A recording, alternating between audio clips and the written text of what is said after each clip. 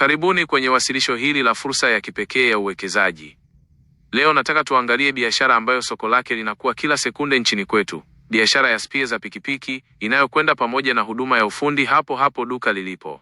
Hili ni wazo la kimkakati linalolenga kurahisisha maisha ya wamiliki na waendeshaji wa pikipiki huku likitengeneza mfumo thabiti wa kutengeneza faida kubwa. Slide 2. Tatizo la soko. Kwanza, tuangalie uhalisia wa soko la sasa. Wamiliki wengi wa pikipiki, hasa vijana wa bodaboda, wanakutana na changamoto tatu kubwa. Moja, wanapoteza muda mwingi sana. Wanalazimika kununua spia ya duka la kwanza, kisha wasafiri umbali mrefu kutafuta fundi upande mwingine. 2, kuna wimbi kubwa la spia feki sokoni zinazowasababishia hasara. Na 3, kupata fundi mwaminifu na mwenye vifaa vya kisasa imekuwa ni bahati nasibu. Hapa ndipo pengo kubwa la biashara lilipo. Slide 3. Suluhisho. Suluhisho letu ni rahisi lakini lina nguvu kubwa. Tunatengeneza kituo cha huduma cha pamoja. Mteja akija kwetu, ananunua spia ya uhakika na yenye ubora na anafanyiwa matengenezo hapo hapo na mafundi wetu waliofuzu.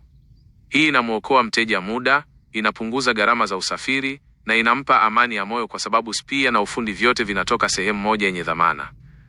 Slide 4. Bidhaa zinazotoka kwa haraka, fast moving items. Katika biashara hii, hatubashiri. Tunajikita kwenye bidhaa ambazo mzunguko wake ni wa kila siku, zile fast moving items. Hapa tunazungumzia matairi na mishiko kwa sababu ya changamoto za barabara zetu, mifumo ya breki kama brake pads kwa ajili ya usalama wa madereva, vilainishi au oili ambazo pikipiki za biashara lazima zibadilishe kila wiki, na minyororo. Hii ina maana kwamba kila kukicha kuna mzunguko wa fedha taslimu unaoingia kwenye biashara. Slide 5. Muundo wa biashara na uendeshaji. Biashara hii inatengeneza pesa kwa njia mbili kuu. Njia ya kwanza ni faida ya moja kwa moja kutokana na uuzaji wa reja wa spii. Njia ya kispieli ni ada ya huduma ya ufundi inayolipwa kwa kila pikipiki inayofanyiwa matengenezo.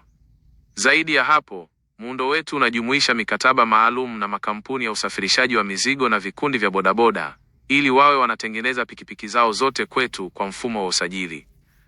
Slide 6. Mpango wa fedha na makadirio. Tukiangalia upande wa namba, mtaji wa kuanzia utatumika kukodi eneo la kimkakati, kununua shehia ya kwanza ya spii na vifaa vya kisasa vya gereji. Kutokana na mzunguko mkubwa wa sekta ya usafirishaji, biashara hii ina uwezo wa kurudisha mtaji haraka sana ndani ya miezi michache tu.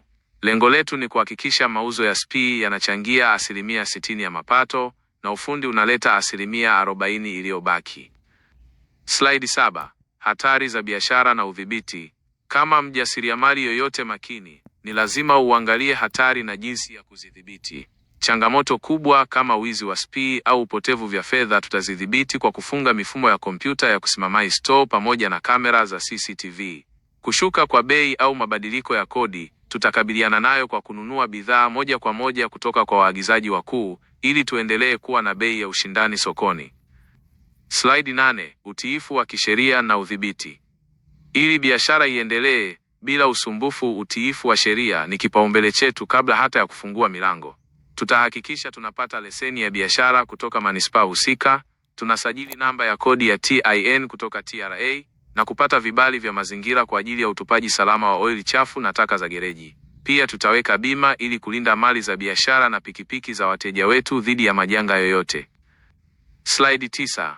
Kukuza biashara na wito. Mwisho kabisa, huu ni mwanzo tu. Mpango wa ukuaji unahusisha kufungua matawi mapya kwenye mikoa au wilaya nyingine zenye mzunguko mkubwa wa bodaboda. Also, tutatengeneza mfumo wa kidijitali ambapo wateja wanaweza kuagiza spii au kuweka miadi ya matengenezo kupitia simu zao.